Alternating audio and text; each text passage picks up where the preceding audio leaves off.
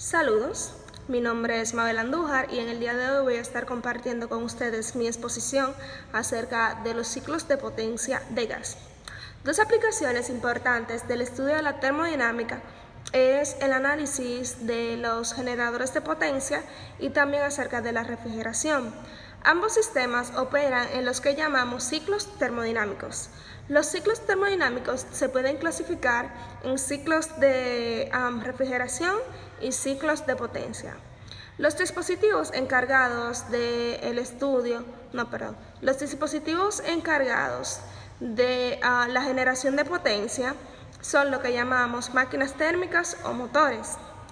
Los ciclos termodinámicos también a su vez pueden clasificarse en ciclos de vapor y ciclos de gas. Los ciclos de vapor son aquellos en que el fluido de trabajo se encuentra la mitad de su tiempo en estado gaseoso y la otra mitad de su tiempo se encuentra en estado líquido. Y los ciclos de vapor son aquellos, los ciclos de gas son aquellos en que el fluido en todo su tiempo se encuentra, o sea, el fluido de trabajo todo su tiempo se encuentra en estado de vapor. Los ciclos termodinámicos también se pueden clasificar en ciclos abiertos y ciclos cerrados. Los ciclos cerrados son aquellos en que el fluido de trabajo, al culminar su función, retroceden y vuelven al principio, es decir, que hay una recirculación. Sin embargo, los ciclos cerrados son aquellos en que el fluido de trabajo, cuando completa su proceso, sale del sistema y no existe lo que llamamos recirculación.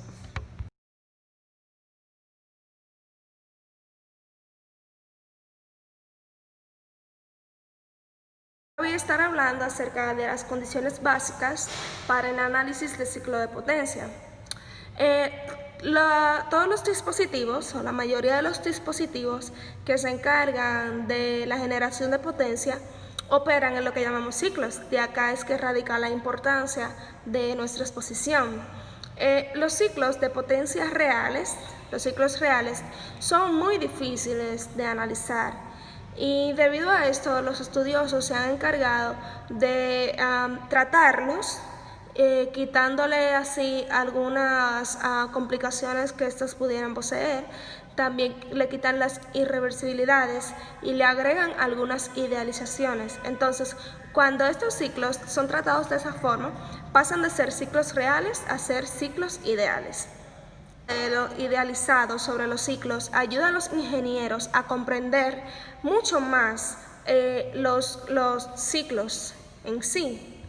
Permite que los ingenieros puedan comprender de forma minuciosa el comportamiento de los mismos sin tener todas las complicaciones que pudiera poseer un ciclo real.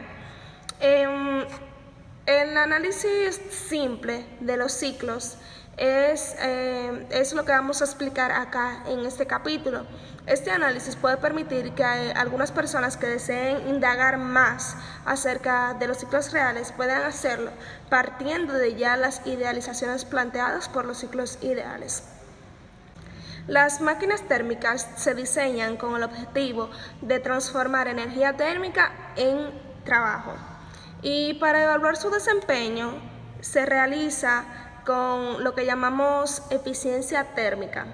La eficiencia térmica es igual al trabajo realizado sobre el calor suministrado. Las máquinas térmicas que son operadas en ciclos completamente reversibles, como es el ciclo de Carnot, el ciclo de Carnot lo vamos a estudiar más adelante. Estas máquinas térmicas tienden a ser mucho más eficientes que las máquinas que son solamente parcialmente reversibles. A diferencia del ciclo de Carnot, que es internamente y externamente reversible. Como estos ciclos los ciclos ideales, a diferencia del ciclo de Carnot, son solamente internamente reversibles, estos tienden a ser menos eficientes que los que son completamente reversibles. Voy a compartir con ustedes las idealizaciones que se realizan para el estudio de los ciclos ideales. La primera idealización que se realiza es que no existe, en un ciclo ideal no existe fricción. Es decir, que no hay caída de presión en ninguna de las tuberías y que la idealización es que todos los procesos internos se realizan en lo que llamamos cuasi equilibrio. La tercera idealización es que las tuberías que conectan este ciclo ideal, este sistema, se encuentran completamente aisladas. Y eso quiere decir que no existe transferencia de calor. Por ende, se considera que la transferencia de calor es insignificante.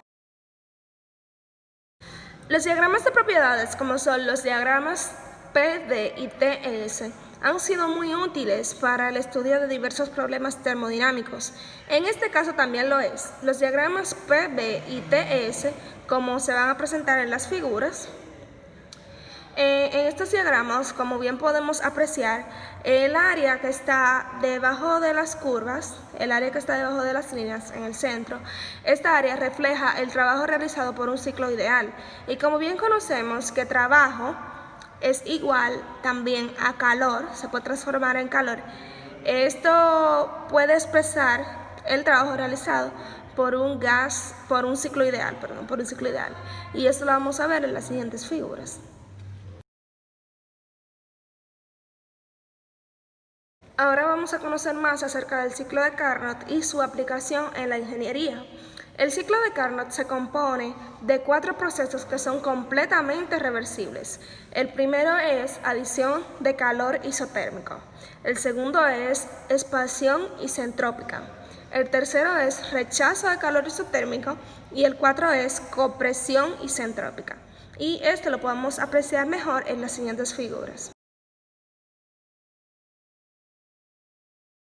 El ciclo de Carnot debe ser ejecutado en un sistema cerrado y el fluido de trabajo puede ser tanto vapor como gas.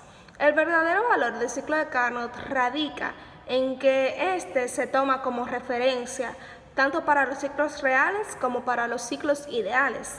La eficiencia térmica del ciclo de Carnot se encuentra en función de la temperatura que es suministrada por el sumidero y por la fuente. A continuación vamos a ver uno de los principios fundamentales del ciclo de Carnot.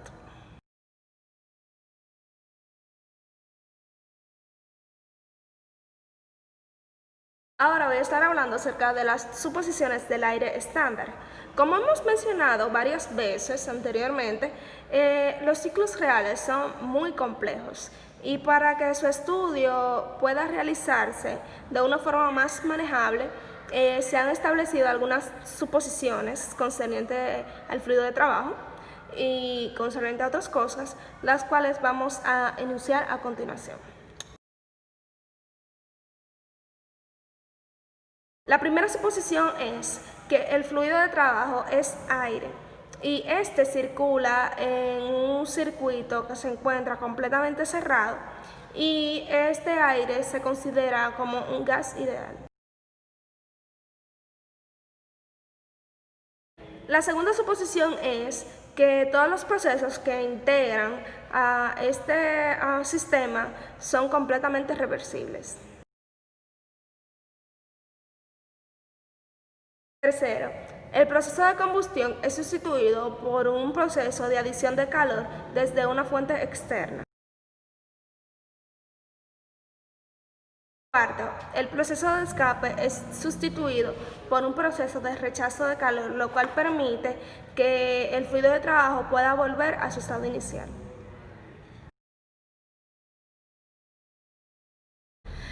Para simplificar aún más el estudio de este caso, se ha dicho que el fluido de trabajo, que es aire, sus calores específicos se pueden determinar a una temperatura que es la temperatura ambiente.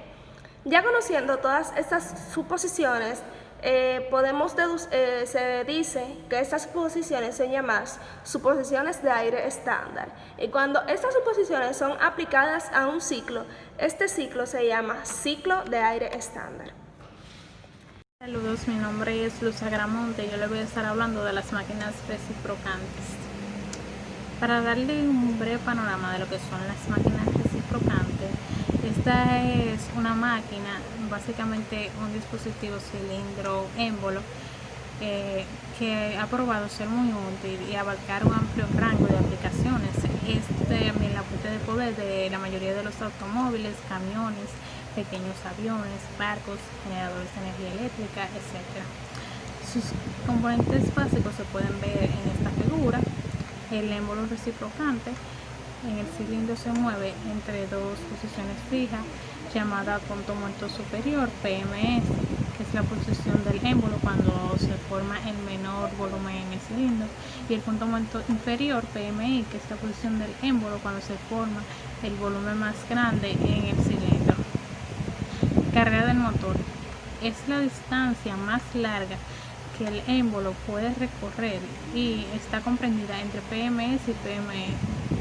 El calibre, este es el diámetro del pistón.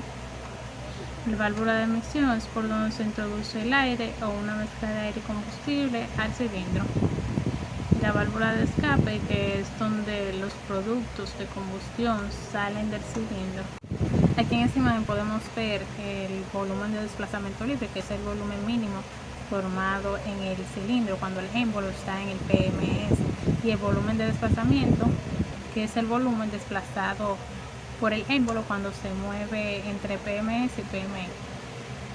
Relación de compresión es la relación entre el máximo volumen formado en el cilindro y el volumen mínimo. Esto se representa por la letra R. Presión media efectiva, PME, es la presión ficticia que, si actuara sobre el émbolo durante toda la carrera de potencia, produciría la misma cantidad de trabajo neto que el producido durante el ciclo real. Esta puede ser usada como parámetro para comparar el desempeño de máquinas reciprocantes de igual tamaño. A mayor valor de PME, la máquina entregará mayor trabajo por ciclo y, o sea, lo que quiere decir un mayor desempeño.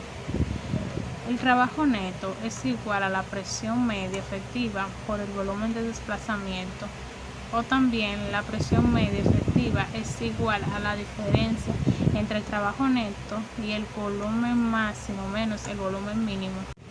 Las máquinas reciprocantes se clasifican como máquinas de encendido por chispa, ESH, que son las que la combustión de la mezcla de aire y combustible se inicia por una chispa en la bujía, o las máquinas de encendido por compresión, que son las que la mezcla de aire y combustible se autoenciende como resultado de comprimirla arriba de su temperatura de autoencendido.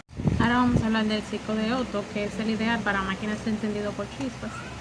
En la mayoría de las máquinas de encendido por chispas, el émbolo ejecuta 4 tiempos completos, es decir, 2 ciclos mecánicos dentro del cilindro, y el cigüeñal completa 2 revoluciones por cada ciclo termodinámico. Estas máquinas son llamadas máquinas de combustión interna de 4 tiempos. Inicialmente, tanto la válvula de admisión como la válvula de escape están cerradas y el émbolo se encuentra en su posición más baja, es decir, PMI. Durante la carrera de compresión, el émbolo se mueve hacia arriba y comprime entonces la mezcla de aire y combustible un poco antes de que el émbolo alcance su posición más alta, PMS. La bujía produce una chispa, la cual enciende la mezcla y aumenta la presión y la temperatura del sistema. Los gases de alta presión empujan el émbolo hacia abajo, el cual a su vez obliga a rotar el cigüeñal, lo que produce una salida de trabajo útil durante la carrera de expansión y la de potencia.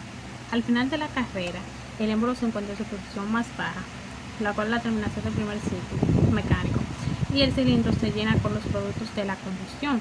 Después, el émbolo se mueve hacia arriba una vez más y evacúa los gases de escape por la válvula de escape, carrera de escape, para así descender por segunda vez, extrayendo una mezcla fresca de aire y combustible a través de la válvula de admisión, es decir, carrera de admisión. Aquí podemos ver que la presión en el cilindro está un poco más arriba que la del valor atmosférico durante la carrera de escape y un poco más abajo durante la carrera de admisión. Ahora vamos a estar hablando de las máquinas de 2 tiempos. En las máquinas de 2 tiempos, las 4 funciones descritas anteriormente se ejecutan en solo 2 tiempos, el de potencia y el de compresión. En estas máquinas el catcher se sella y el movimiento hacia afuera del émbolo se emplea para presurizar ligeramente la mezcla de aire y combustible en el caldo, como se muestra en esta figura. Además, las válvulas de admisión y de escape se sustituyen por aperturas en la porción inferior de la pared del cilindro. Durante la última parte de la carrera de potencia, el émbolo descubre primero el puerto de escape, permitiendo que los gases de escape sean parcialmente sacados. Entonces se abre el puerto de admisión, permitiendo que la mezcla fresca de aire y combustible se precipite en el interior y así impulse la mayor parte de los gases de escape restantes hacia afuera del cilindro. Esta mezcla es entonces comprimida cuando el émbolo se mueve hacia arriba durante la carrera de compresión y se enciende subsecuentemente mediante la bujía. Las máquinas de 2 tiempos son menos eficientes que las de 4 tiempos debido a la expulsión completa de los gases de escape y la expulsión parcial de la mezcla fresca de aire y combustible en los gases de escape, pero son más sencillas y económicas. Estas máquinas comúnmente se utilizan en los carros de carrera ya que tienen un menor peso, y también se utilizan en los tanques de guerra ya que estos tienen un menor tamaño, y comúnmente los tanques de guerra no son utilizados por un largo tiempo, así que no importa tanto que tan efectivos sean. El análisis termodinámico de los ciclos reales de 4 y 2 tiempos antes descritos no es una tarea simple. Sin embargo, el análisis puede simplificarse si se utilizan las suposiciones de aire estándar, ya que el ciclo que resulta y que es parecido a condiciones reales es el ciclo de Otto, el cual supone de 4 procesos reversibles internamente, de 1 a 2, es una compresión isentrópica, es decir, a una entropía constante. 2 y 3, una adición de calor a volumen constante. 3 y 4, una expansión isentrópica. De 4 a 1, un rechazo de calor a volumen constante. Aquí podemos ver la ejecución del ciclo de Otto en un dispositivo émbolo y cilindro junto a un diagrama PV. En ese diagrama podemos ver que de 1 a 2 la presión va a aumentar y se va a disminuir el volumen debido a una compresión hacia arriba.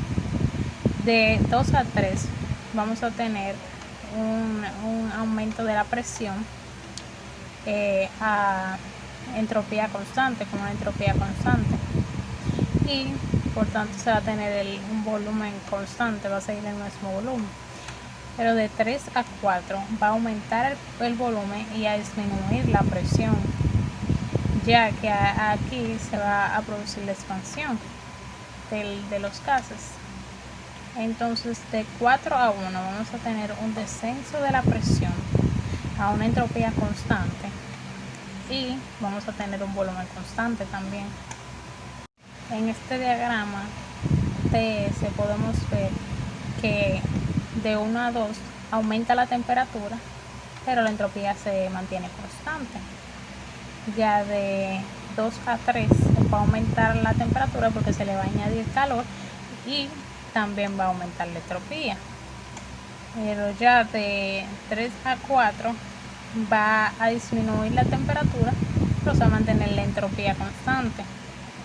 Y de 4 a 1 vemos cómo disminuye tanto la temperatura como la entropía, porque se produce una salida de calor. El ciclo de Otto se ejecuta en un sistema cerrado y sin tomar en cuenta los cambios en las energías cinética y potencial. El balance de energía por cualquiera de los procesos se expresa por la unidad de masa como la diferencia del calor de entrada menos el calor de salida más la diferencia del trabajo de entrada menos el trabajo de salida va a ser igual a la diferencia de energía interna, la cual se expresa en kilojoules sobre kilogramos. Como ambos procesos ocurren a volumen constante, no hay trabajo involucrado durante los dos procesos de transferencia de calor. Entonces, la transferencia de calor hace que este fluido de trabajo puede expresarse como el calor de entrada. Es decir, el calor de entrada va a ser igual a la energía interna 3 menos la energía interna 2. Y el calor de salida va a ser igual a la energía interna 4 menos la energía interna 1. Entonces, la eficiencia térmica del ciclo de Otto ideal, supuesto para el aire estándar frío, es el trabajo neto sobre el calor de entrada, lo que puede ser igual a 1 menos el calor de salida sobre el calor de entrada. Los procesos 1, 2 y 3, 4 son isentrópicos y el volumen 2 es igual al volumen 3 y el volumen 4 es igual al volumen 1. Por lo tanto, la temperatura 1 sobre la temperatura 2 será igual al volumen 2 sobre el volumen 1 elevado a K menos 1, lo que será igual a volumen 3 sobre volumen 4 elevado a K menos 1, igual a la temperatura 3 sobre, la temperatura 4 sobre la temperatura 3. Sustituyendo entonces esas ecuaciones en la relación de la eficiencia térmica y simplificando, se obtiene que la eficiencia térmica del ciclo de Otto será igual a 1 menos 1 sobre la relación de compresión elevado a K menos 1, donde R es igual a V máxima sobre el volumen máximo sobre el volumen mínimo, y K será igual a la relación entre los calores específicos a presión constante y a volumen constante. Ahora vamos a hablar del ciclo diésel, que es el ciclo ideal para máquinas de encendido por compresión. La diferencia del encendido por chispa y el encendido por compresión está en el método de combustión.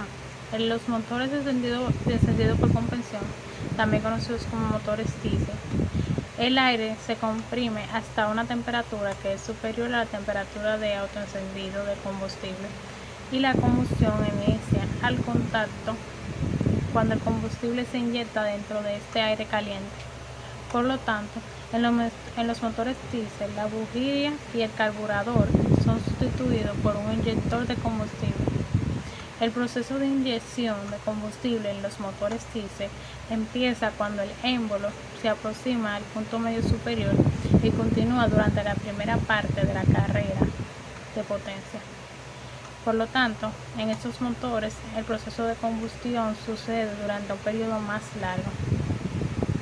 Debido a esta mayor duración, el proceso de combustión en el ciclo diésel ideal se obtiene como un proceso de adicción de calor a presión constante. De hecho, este es el único proceso donde los ciclos de Otto y diésel difieren. Los tres procesos restantes son los mismos para ambos ciclos ideales, es decir, el proceso 1-2 es una compresión isentrópica, el 2-3 una adición de calor a presión constante, el 3-4 una expansión isentrópica y el 4-1 rechazo de calor a un volumen constante. La similitud entre los dos ciclos es también evidente en los diagramas PV y PDS del ciclo diésel mostrados aquí. Si se observa que el ciclo diésel se ejecuta en un dispositivo de émbolo y cilindro que forma un sistema cerrado, la cantidad de calor añadida al fluido de trabajo a presión constante y rechazada por este a volumen constante puede expresarse como el calor de entrada menos el trabajo de salida será igual a la energía interna 3 menos la energía interna 2. En resumen, el calor de entrada será igual a el calor específico a presión constante por la diferencia entre la temperatura 3 menos la temperatura 2, y el calor de salida será igual a la energía interna 4 menos la energía interna 1, lo que sería igual al calor específico a volumen constante por la diferencia entre la temperatura 4 y la temperatura 1. Entonces, la eficiencia térmica de un ciclo diésel bajo suposiciones de aire estándar frío se vuelve, la eficiencia térmica sería igual al trabajo neto sobre el calor de entrada, igual a 1 menos el calor de salida sobre el calor de entrada. Ahora se define una nueva cantidad, la relación de corte de admisión, como la relación de los volúmenes del cilindro antes y después del proceso de combustión.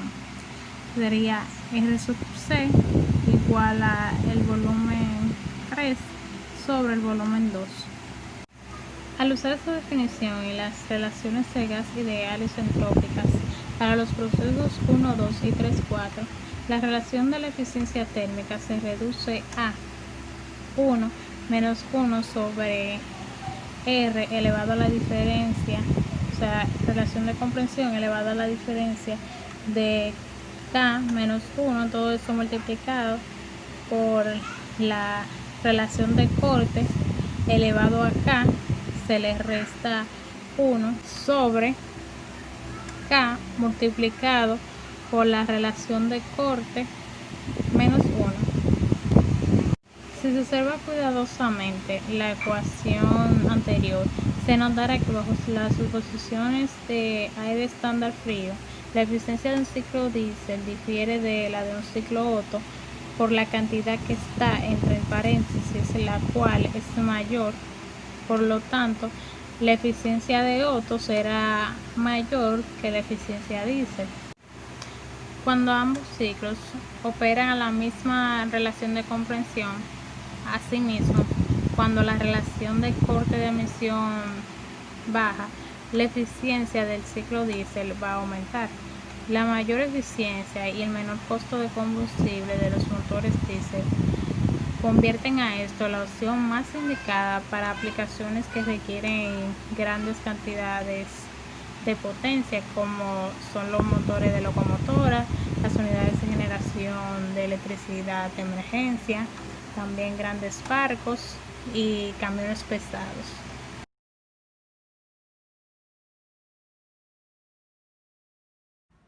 Mi nombre es Ariana Lucas y yo les voy a estar hablando acerca de los ciclos de Stirling y Ericsson.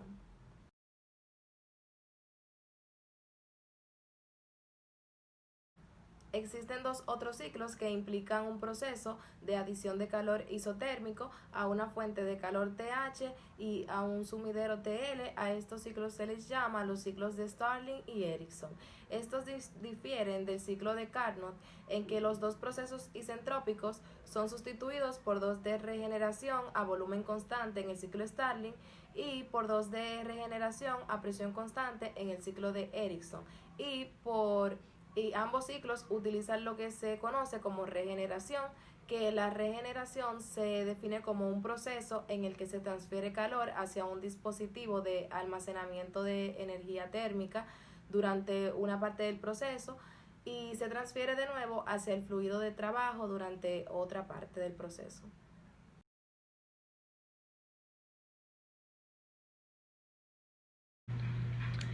El ciclo de Stirling está formado por cuatro procesos totalmente reversibles. Estos son la expansión a temperatura constante, que se refiere a la adición de calor de una fuente externa. Está la regeneración a volumen constante, que se refiere a la transferencia de calor interna desde el fluido de trabajo hacia el regenerador. Tenemos también la compresión a temperatura constante, que es el rechazo del calor a un sumidero externo. Y por último, la regeneración a volumen constante, que nuevamente hace referencia a la transferencia de calor del calor interno desde un regenerador hacia el fluido de trabajo.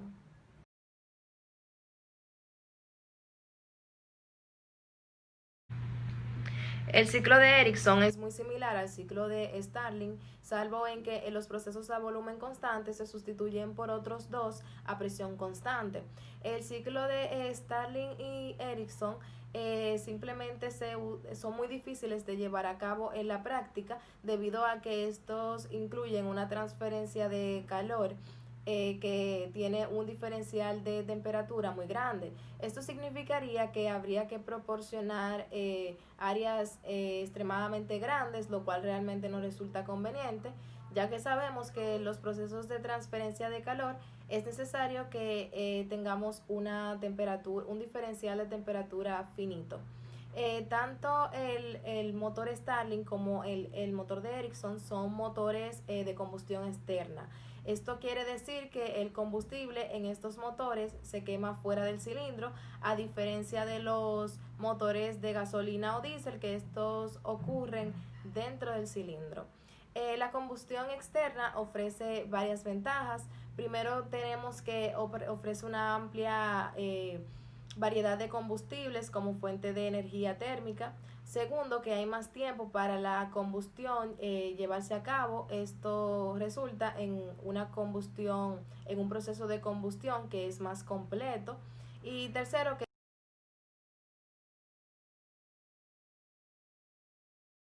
ahora les voy a hablar acerca de lo que es el ciclo de Brayton. Este fue desarrollado por primera vez por George Brayton para usarlo en un tipo de motor reciprocante que quemaba aceite desarrollado por él mismo alrededor de la década de los 70. Actualmente este se utiliza en turbinas de gas donde los procesos tanto de compresión como de expansión suceden en maquinaria rotatoria. Las turbinas de gas generalmente operan en lo que es un ciclo abierto.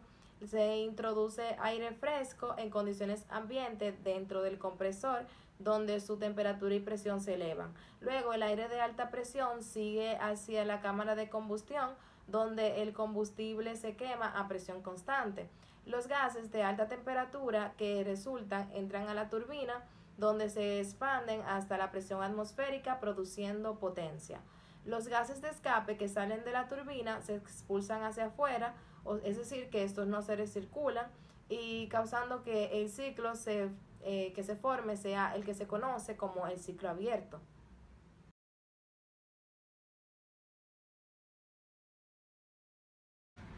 El ciclo de turbina en ciclo abierto, explicado anteriormente, puede modelarse como uno de tipo cerrado si aplicamos las suposiciones de aire estándar. En este caso, los procesos de compresión y expansión permanecen iguales, pero el proceso de combustión se sustituye por uno de adición de calor a presión constante desde una fuente externa, mientras que el proceso de escape se reemplaza por otro de rechazo de calor a presión constante hacia el aire ambiente. El ciclo ideal para que el fluido de trabajo experimente en este ciclo cerrado es el ciclo de Brayton. Este ciclo está formado por cuatro características internamente reversibles, las cuales son la compresión isentrópica, que esta se da en un compresor. Tenemos también la adición de calor a presión constante. También tenemos la expansión isentrópica, que sería en una turbina. Y por último, el rechazo de calor a presión constante.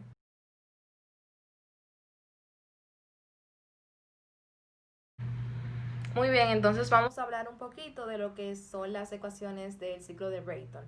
Podemos observar que los dispositivos que se usan en los cuatro procesos de Brayton son dispositivos de flujo estacionario. Por lo tanto, el ciclo de Brayton debe analizarse como un proceso en flujo estacionario. Para esto, cuando los cambios de energía cinética y potencial son insignificantes, el balance de energía para un proceso de flujo estacionario se puede expresar por unidad de masa, como lo vemos aquí en la diapositiva, donde vemos que el calor de entrada menos el calor de salida, esto sumado con el trabajo de entrada menos el trabajo de salida, me va a dar el resultado de la ecuación. También vemos que la transferencia de calor hacia y desde el fluido de trabajo va a estar dada por el calor de entrada, que es igual a H3 menos H2, y el calor de salida, que es igual a H4 menos H1. Luego de que nosotros realizamos los cálculos correspondientes y simplificamos, llegamos a lo que es la ecuación de Brayton, la cual se representa como NT Brayton, donde podemos ver la expresión en la diapositiva.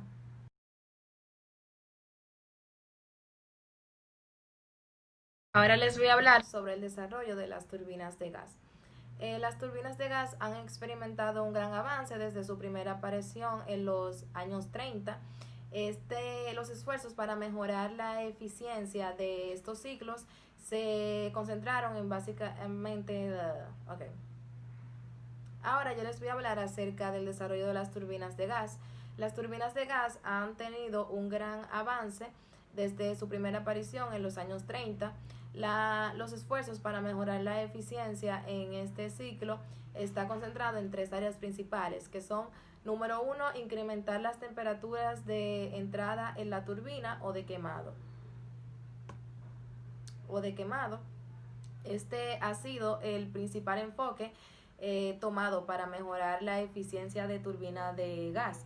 Las temperaturas de entrada de estas han aumentado considerablemente desde 540 grados Celsius en la década de los 40 hasta 1425 grados Celsius actualmente.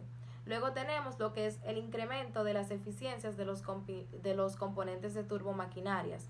El desempeño de las primeras turbinas no eran realmente eficientes, por lo que el advenimiento de las computadoras y las técnicas avanzadas de diseño asistido por computadoras ha hecho posible que este problema se solucione. Las eficiencias incrementadas de las turbinas y compresores resultaron en un incremento significativo en la eficiencia del ciclo. También, por último, tenemos lo que es la adición de modificaciones al ciclo básico. Las eficiencias de las turbinas de gas fueron prácticamente duplicadas al incorporar interenfriamiento, regeneración o recuperación y recalentamiento.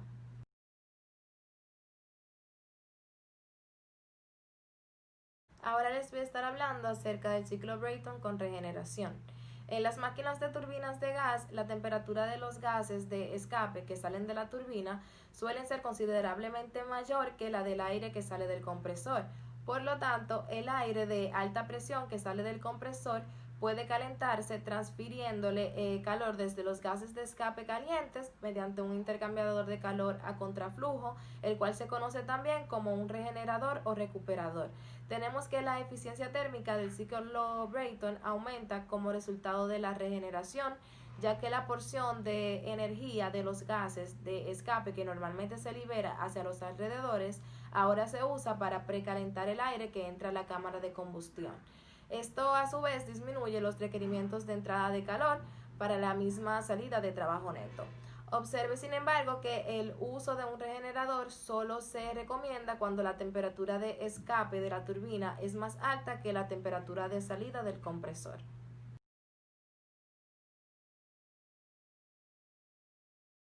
Vamos a hablar un poquito de lo que son las ecuaciones que se utilizan para el ciclo Brayton. Suponga que el regenerador está bien aislado y que en cualquier cambio en la energía cinética y potencial es insignificante. Las transferencias de calor reales y máximas de los gases de escape hacia el aire pueden expresarse como estas ecuaciones que vemos aquí en la diapositiva, que la del calor de regeneración real va a ser igual a H5 menos H2 y así sucesivamente. Tenemos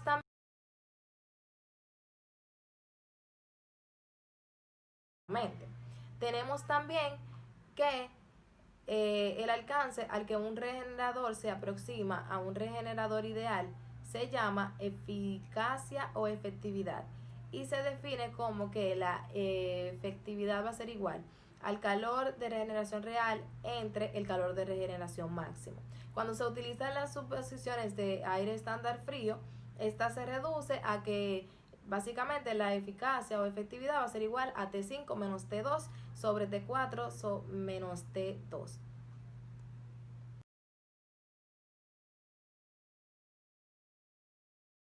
Las suposiciones de aire estándar frío, la eficiencia térmica de un ciclo Brayton ideal con regeneración está dada en la ecuación que vemos en la diapositiva, donde N de T de regeneración va a ser igual a 1 menos T1 sobre T3 multiplicado por la constante RP elevada a K menos 1 sobre K. Muy buenos días, mi nombre es Rafael Méndez Núñez. Hoy yo le voy a hablar sobre el ciclo de Brayton con interenfriamiento, calentamiento y regeneración. Dándole un preámbulo a esto, Cuando un sistema tú tienes una serie de compresores, estos van a reducir el volumen y el trabajo se define como P por el diferencial de volumen. Cuando el diferencial de volumen se hace más pequeño, el trabajo asimismo el trabajo se va a hacer igual de pequeño. Pero también, si tú tienes en un sistema varios recalentadores, llegará a un punto donde el diferencial de volumen o el delta V va a ser más grande y tú vas a tener un trabajo máximo. Ahora, el ciclo de Brayton combina estas dos interacciones más una tercera que es la etapa de regeneración. Ahora, básicamente el ciclo de Brayton consiste en que un gas tú lo vas a pasar por una serie de compresores, esto le van a reducir el volumen. Este gas pasa por una etapa de regeneración donde ésta le va a aportar energía, así que cuando pase por la etapa de cámara de combustión, también le va a aportar energía, pero como ya este gas tiene energía, la cámara de combustión va a aportarle una menor cantidad y por ende eso se va a reflejar en un menor consumo de combustible. Cuando esto pasa por las turbinas que ejerce todo su trabajo, este gas caliente pasa por lo que es el regenerador, le cede todo su calor o la mayor parte de calor y este gas sale como un gas frío. Ahora, ¿dónde tiene aplicaciones esto? Las aplicaciones del ciclo de Brayton se usan mucho en las centrales termoeléctricas donde no se usa vapor de agua sino gases de combustión. Ciclos ideales de propulsión por reacción. Bueno, ese ciclo, a diferencia del ciclo anterior, el de Brayton, donde los gases se expanden a la presión ambiente de la tobera, miren que los gases se expanden cuando la presión tal que produzca la potencia suficiente para accionar lo que son los compresores y los equipos auxiliares.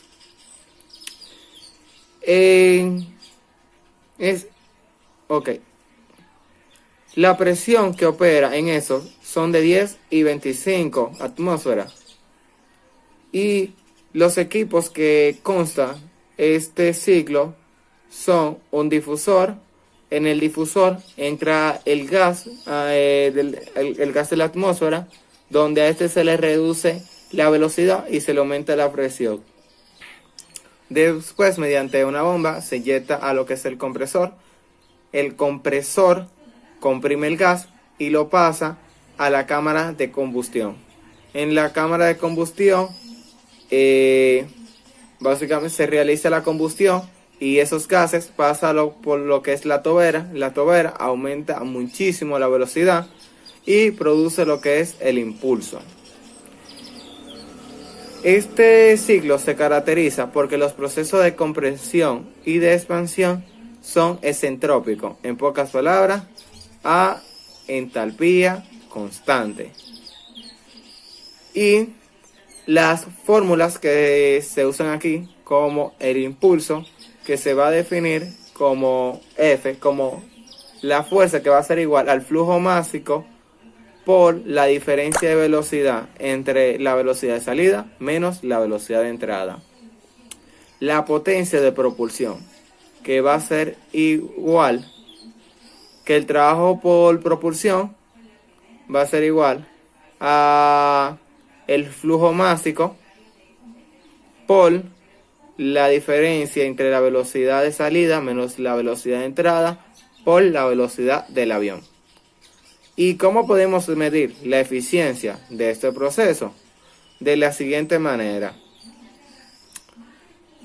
La eficiencia va a ser igual a la potencia por propulsión sobre la relación de entrada de calor.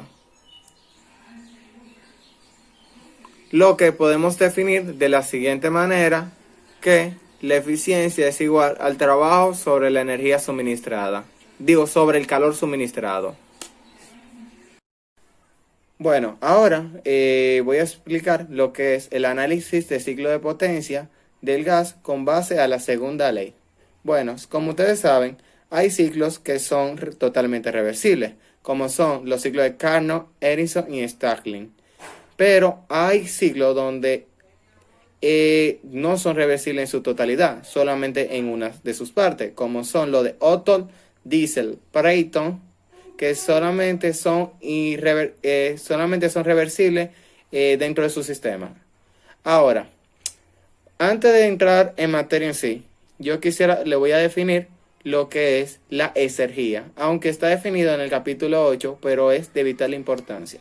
La exergía, de manera coloquial y simple, es la cantidad de trabajo que puede aprovecharse entre el sistema y el entorno.